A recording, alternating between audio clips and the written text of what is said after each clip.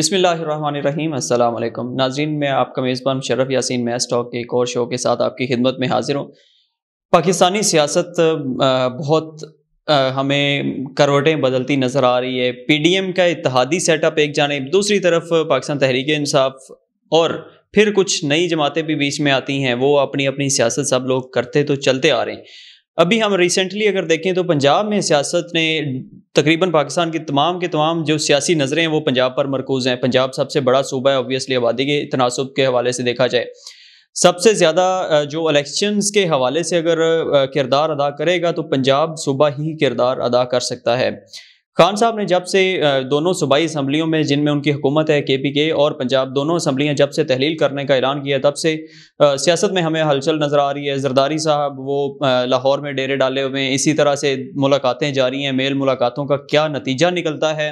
Punjab assembly سب سے بڑا سوالیہ یہ نشان یہ ہے کہ پنجاب اسمبلی تحلیل کر پاتے ہیں خان صاحب یا نہیں کر پاتے؟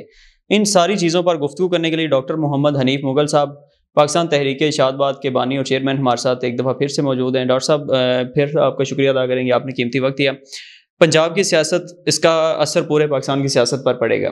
ایک دفعہ پھر سے شور اور بڑا وہ ہنگامہ برپا کیا ہوا ہے سب سیاستدانوں نے۔ تحریک عدم اعتماد بھی آ گئی ہے، اعتماد کے ووٹ کا بھی کہہ دیا گیا ہے وزیر اعلیٰ پنجاب کو۔ اس ساری صورتحال میں آپ کیا سمجھتے ہیں کہ خان صاحب اپنے اس بیانیے میں کامیاب ہو پائیں گے؟ انہوں نے جو اعلان کیا ہے کہ ہم تحلیل کر دیں گے پنجاب اور کے پی اسمبلی۔ اعوذ باللہ من الشیطان الرجیم، بسم اللہ الرحمن الرحیم۔ شاہ صاحب بہت شکریہ کہ آپ نے بڑا قیمتی ٹائم اور ہمیں موقع دیا اس پہ بولنے کا۔ دیکھیں، بہت افسوس ہوتا ہے، یہ اتنے میچور پارٹیز ہیں، اتنے میچور لوگ ہیں اکراس دا بورڈ، مجھے نہیں سمجھ کہ ان کو ہے کیا، ان کو کیا اتنی مصیبت ہے۔ یا تو نا ان کے پاس دونوں اکراس دا بورڈ سب کی بات کروں، یا تو ان کے پاس کوئی اتنا اللہ دین کا چراغ ہو نا، یہ ایسے کر کے ایسے کر دیں گے، یہ ہے ہی نہیں ہے۔ یہ پتہ نہیں کیا کرتے ہیں، اور یہ اتنی گندی کر دی گئی یہ سیاست نا، کراس ادھر اسمبلیاں توڑ لیں، وہ کیوں توڑ رہے ہیں؟ اچھا، اب انہوں نے عدم اعتماد پیش کی، کامیاب ہوئی، جیسا کچھ ہوا جناب، اس دن سے ستیہ ناسی ہوئی ہے۔ آپ دیکھیں، چونکہ میں عام لوگوں کو ریپرزینٹ کرتا ہوں، ہم عام لوگ ہیں، اور اسی لیے میرے جیسے لوگوں کو پارٹی بنانی پڑی، حالانکہ ہم لمیٹڈ ریسورس والے لوگ ہیں، ہم اس طرح سوچ بھی نہیں سکتے۔ لیکن جب سے ان کے حالات دیکھے نا اوپر والے لوگوں کے، تو ہم نے سوچا نہیں، یہ پاکستان اللہ نے ہمارے لیے بنایا ہے، ہم غریبوں کے لیے بنایا ہے، اور ہم نے ہی اس کو سنبھالنا ہے۔ کیوں نے ہمارے بچوں نے، آپ لوگوں نے یہاں رہنا ہے، جن پہ ہم نے نظریں لگائی ہوئی ہیں نا، یقین کریں محب وطن لوگ ہیں نو ڈاؤٹ، لیکن ان کے اپنے کچھ سسٹم ہے، وہ اپنے کسی کھاتے میں آئے ہیں، وہ کچھ بھی نہیں ہے۔ ہم صرف نعرے مارتے رہتے ہیں، فلاں آوے جاوے، فلاں جاوے جاوے، نہ کوئی آتا ہے نہ کوئی جاتا ہے۔ ابھی دیکھیں ریسنٹلی عام بندہ یقین کریں بھوک اپنے بچوں کو بیچنے پہ مجبور ہیں لوگ، افاقہ ان کو ہو ہی نہیں رہا، کسی طرف سے کوئی سکون کی ٹھنڈی ہوا آ ہی نہیں رہی، مہنگائی ہے بڑی جا رہی ہے۔ آپ کیا کہہ رہے جی، میرے فالوور بڑے زیادہ ہیں، میرے فالوور زیادہ ہیں، میری ووٹر بڑے زیادہ ہیں۔ اچھا، آپ ان کو انسان کنسیڈر ہی نہیں کر رہے، تصور ہی نہیں کر رہے، چاہے اکراس دا بورڈ۔ میں یہاں پہ ان سے یہ کہوں گا، آپ بینگ اے پاکستان تحریک اشاعت باد کے چیئرمین کی حیثیت سے بھی اور پاکستانی عام شہری کی حیثیت سے بھی کہوں گا کہ بس کرو، اگر کچھ ہے تو کر کے دکھاؤ، ورنہ یہ جو ڈرامے بازیاں بس کرو، اور عوام اب اس کے لیے کبھی بھی تیار نہیں ہے۔ اسمبلی تحلیل ہوتی نظر آ رہی ہے، جو سوالیہ نشان بنا ہوا ہے، چونکہ تحریک عدم اعتماد بھی پیش کر دی گیا اپوزیشن کی جانب سے پنجاب میں، پھر اعتماد کے ووٹ کا بھی کہہ دیا گیا۔ آلریڈی ایک اجلاس جاری ہے، اس اجلاس کے دوران اسپیکر صاحب اٹھے، انہوں نے کہا جی میں اجلاس نہیں طلب کرتا، نیا اجلاس۔ دیکھیں جی، یہ اب نا یہ بڑی کھچڑی ہے، اور یہاں کچھ بھی ہو سکتا ہے۔ جو ہم کوئی بھی پریڈکشن کر رہے ہیں نا، یہ کچھ بھی نہیں ہو سکتا۔ وہاں ایٹ دا اینڈ ایک لمحے پتہ چلتا ہے، جیسا ابھی موجودہ سی ایم پنجاب، یہ پہلے پتہ چلا تھا کہ یہ کسی اور کے سی ایم بننے جا رہے ہیں، پھر ود منٹ پتہ چلا کہ کسی اور کے بن کے۔ سر یہاں نہ کریں، یہاں پہ کچھ بھی آپ ان سے توقع کر سکتے ہیں، اور یہ کچھ بھی کر سکتے ہیں۔ دیکھیں، میرا خیال ہے جو ہم سمجھ رہے ہیں، ہم یہ چاہتے ہیں کہ اسی لیے ہم سب سے پہلے تعلیم پہ زور رہے، تعلیم نہیں، رویوں پہ، بہتری پہ۔ اچھا، آپ دیکھیں جب ہمارے باؤ اجداد تھے، کدھر ریٹرن ہوتا تھا، لکھائی والا کوئی چکر نہیں ہوتا تھا۔ زبان ایک جس نے زبان کر دی ختم، وہ اسی پہ قائم رہتے تھے لوگ۔ اور ابھی تو ریٹن کر کے معاہدے ہوئے ہوتے ہیں، پتہ چلتا ہے کہ یہ وہ معاہدہ پھر گیا بندہ، لوگ ایفیڈیوٹ کر کے مکر جاتے ہیں بالکل باقاعدہ بکے. تو اب یہاں آپ کیا کہہ سکتے ہیں، یہ مفادات کی سیاست ہے. کوئی ملک کا سسٹم میں نہیں ہے، نہ غریب کا کسی کو. اچھا غریب تو غریب، امیر بھی بیچارے نا، وہ بھی اب ہینڈ ٹو ماؤتھ ہو گئے ہیں، وہ بھی چیخیں مار رہے ہیں. لیکن نہیں سمجھ آ رہی تو وہ اب ان کو اشرافیہ کہیں یا کیا کہیں، اور نہیں سمجھ آ رہی. 10% لوگوں کو سمجھ نہیں آ رہی، 90% لوگ جو ہے نا وہ پیس چکے ہیں. اور اس گندی سیاست، اس کو گندی کہتے ہیں. حالانکہ سیاست جو میں سمجھتا ہوں نا، سیاست کا مطلب یہ ہے کہ مشکل چیز کو سہل کر کے، آسان کر کے لوگوں کو پیش کرنا. جبکہ یہ جو ہم ملک میں دیکھ رہے ہیں، ہر طرف افراتفری. پھر ایک اور بات جس کا میں سخت مخالف ہوں، اور انشاءاللہ کچھ دیر کے بعد ہم اس میں باقاعدہ کریں گے، جس کو چاہتے ہیں روڈ بند کر کے بیٹھ جاتے ہیں. یار روڈ بند کرنا کوئی مذاق ہے؟ آپ دیکھیں اس پہ سپیڈ بریکر نہیں لگا سکتے جب تک باقاعدہ اپروول نہ ہو. تو جس کو دل ہوتا ہے روڈ بند کر دیتے ہیں. کیا ہے جی؟ وہ احتجاج ہو رہا ہے جی. وہ کون سا احتجاج؟ کس کے لیے احتجاج؟ وہ لوگوں کو ذلیل کرنے کے لیے احتجاج. تو بات آپ نے کوسچن کیا تھا اسمبلیوں کی، سر نہ تو ان سے کوئی فائدہ ہے اور نہ ان کا نقصان ہی ہے، فائدہ کوئی نہیں ہے. تو مجھے نہیں پتا یہ لوگ کیا فیصلہ کریں گے، لیکن ہم یہ چاہتے ہیں جو بھی ہو قانون کے مطابق ہو. ابھی 4-6 مہینے رہتے ہیں، ان کو ٹائم پورا ہو. اس کے نہیں خان صاحب نے جو اعلان کیا، آپ پہلے تو ظاہر ہے آپ کی اپنی رائے ہوگی، آپ کی اپنی پارٹی ہے، ہر ایک انسان کی اپنی اپنی رائے ہوتی ہے.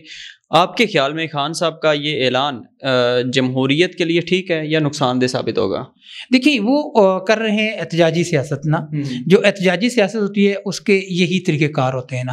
لیکن اس احتجاج کی آڑ میں کیا آپ ملک کو کیا کر رہے ہیں؟ دیکھیں اس احتجاج کی آڑ میں اب ملک کا بہت بڑا نقصان ہو رہا ہے. احتجاجی سیاست ابھی ہمیں اس طرح ہم اس کو نہیں کرتے. اگر وہ احتجاجی سیاست کی طرف نہیں جاتے تو پی ڈی ایم کے جتنے بھی وہ ان کے بقول کرپٹ ٹولہ ہے وہ اکٹھے ہوئے ہیں، 13 جماعتی اتحاد ہے جو ملک کو آپ دیکھ لیں کس سطح پر لے آئے ہیں. ہم اگر بطور پاکستانی شہری بھی دیکھیں تو پاکستان اس وقت بہت نیچے جا چکا ہے معاشی لحاظ سے. پاکستان کے عالمی سطح پر جو معاملات ہیں وہ بہت خراب ہو چکے ہیں. تو آپ نہیں سمجھتے کہ ان کی احتجاجی سیاست ہی پاکستانی کم از کم معاشرے کو زندہ کیے ہوئے کسی نہ کسی طرح سے؟ سر دیکھیں، اچھا میں آپ کو پہلے تھوڑا سا کلیئر کر دوں پھر اس پہ بات کرتے ہیں. ہماری پارٹی کا منشور یہ ہے کہ ہم نے کسی کے خلاف کوئی بات نہیں کرنی، ہم نے لوگوں کو شعور دینا ہے اور ان کو ایک رائے راست پہ لانا ہے. لیکن جہاں تعلق احتجاجی سیاست کا ہے سر، دیکھیں نا یہی چلتی آ رہی ہے نا. 70 میں دیکھیں 7 میں کیا ہوا. پھر جب اس سے پہلے کچھ معاملات، کچھ پارٹیز آپس میں تھیں ایک دوسرے کے مد مقابل، کبھی ایک احتجاج کبھی دوسرا احتجاج. سر ہمارا ملک اب اس کا مکمل نہیں ہو سکتا.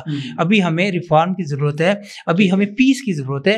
میں تو کہتا ہوں جتنے بھی ادارے ہیں، پارلیمنٹ سے لے کے عدلیہ سے لے کے یا اور بھی جتنے اسٹیبلشمنٹ ہیں، ان سب کو سر جوڑ کے بیٹھنا چاہیے اور ان کو ایسے حالات پیدا کرنے چاہیے کہ کم از کم ماحول صحیح ہو، سازگار ہو، لوگ تھوڑا سا سکون لیں. یقین کریں آپ کی جو ہاتھ ہے لوگوں کی نبض پہ ہوتا ہے، لوگ بہت تنگ ہیں. اور یہ سمجھ لیں میرے فالوور میں جو دیکھ رہا ہوں نا، چونکہ ہم پبلک میں ہیں، یہ رگڑ لیں گے، دونوں سب کو رگڑ دیں گے، پھر بچے کا کچھ نہیں. کیونکہ آپ انقلاب کی وہ بات کر رہے ہیں کہ وہ ایسا وہ قوم بذات خود نوٹس لے گی اس چیز کا اور ان کے خلاف لوگ نکل کھڑے ہوں گے. بالکل ٹھیک. اور اس میں یہ ہے، یہ انقلاب خدا نہ خسرا ہے، اس کا لیڈر کوئی نہیں ہوگا، یہ لوگ خود نکالیں گے اور اس کا پھر اینڈ بھی کوئی نہیں ہوتا. بالکل اسی طرح ہوتا ہے جب وہ لیڈر، کسی لیڈر کے بغیر جب کوئی تحریک چلتی ہے وہ پھر بہت نقصان دہ ہوتی ہے. آپ نے سٹارٹ میں ایک بات کی تھی کہ پاکستان میں نوجوان طبقہ متاثر ہو رہا ہے، لوگ پڑھ لکھ کے پھر رہے ہوتے ہیں. یقینی طور پر نوجوان کسی بھی قوم کا اثاثہ ہوتے ہیں سب سے بڑا. میں ایک فگر آپ کے سامنے رکھوں گا، اس پر بھی آپ سے سوال کرنا چاہوں گا کہ اس سال ناظرین کو بھی یقینی طور پر پتہ ہوگا کہ 7,65,000 سے زیادہ نوجوان اور پڑھے لکھے لوگ ان میں زیادہ شامل ہیں. بڑی تعداد، اتنی بڑی تعداد میں پاکستانی باہر گئے ہیں روزگار کے حصول کے لیے. یہ پاکستان کی تاریخ کی سب سے بلند فگر ہے. ایک سال کے دوران 300% اضافہ ہوا ہے پاکستان کے پچھلے سال کی نسبت اگر ہم کمپیئر اس کو کریں. آپ کیا سمجھتے ہیں ہم نوجوان نسل کو، اپنے اثاثے کو اس طرح سے ضائع کر رہے ہیں تو ہم کتنا نقصان میں جائیں گے آنے والے وقت میں؟ دیکھیے کسی بھی قوم کا جو اثاثہ ہوتا ہے وہ نوجوان ہوتے ہیں. پھر ایک بات تو یہ ہے کہ ہم جو پڑھائی کر رہے ہیں نا، جو ڈگریاں دے رہے ہیں، پہلی بات تو یہ ہے کہ اس کا کوئی فائدہ کوئی نہیں ہے. اب 10% لوگ اس سے فائدہ اٹھاتے ہیں، 90% بیچارے پریشان ہوتے ہیں. سب سے پہلے اب یہ چونکہ بڑی بات کرنے جا رہا ہوں، سب سے پہلے ہمیں ریفارم کرنا ہے اپنے ایجوکیشن پالیسی پہ. ہماری جو تعلیم ہے نا، اس کو جناب چینج کرنا ہے. ہم فوراً سے پہلے ہمیں اسکل پہ آنا پڑے گا، اور یہ جو ڈگریاں بانٹے جا رہے ہیں نا، ان کا کوئی فائدہ نہیں ہے. دوسری بات دیکھیں، روزگار ہے کوئی نہیں، مہنگائی عروج پہ ہے، کاروبار، اچھا آپ کہتے ہیں نا روزی اپنا نوکری نہ کرو بزنس کرو، جو بزنس کرتے ہیں وہ بھی ہینڈ ٹو ماؤتھ ہوئے ہیں، نیا بزنس تو تصور بھی نہیں بنا کر سکتا، اس ایسے حالات ہیں، روزگار کوئی نہیں ہے، نوکری جسے کہتے ہیں وہ نہیں ہے، نیا بزنس نہیں ہے، نیا کیا پرانے بھی ڈسٹرب ہوئے، مہنگائی ہے وہ پتہ نہیں کتنی رفتار سے بڑھ رہی ہے، تو یہ لوگ اللہ کا، میں کہتا ہوں اللہ کا شکر ہے کہ ان کو کم از کم باہر کوئی بندہ قبول کر رہا ہے، اور موسٹلی بچے ہمارے انلیگل جاتے ہیں، باہر جا کے جو مسائل ہوتے ہیں وہ تو آپ پوچھیں مت نا، تو کہیں نہ کہیں سے ان کو ٹھنڈی ہوا کا جھونکا آ رہا ہے تاکہ وہ اپنے سروائیو تو کریں نا، اپنے لیے سروائیول تو کریں، کیونکہ جس ملک میں رہ رہے ہیں آپ جس سے ملیں 90% لوگ آپ کو مایوس نظر آئیں گے، اور یہ سب سے بڑا لمحہ فکریہ ہے، یاد رکھیں دنیا قومیں صرف امید پہ چلتی ہیں، اور جو کہہ رہے تھے نا کہ یہ احتجاجی سیاست فراہم، کسی سے بھی مطمئن نہیں ہے لوگ، کیوں؟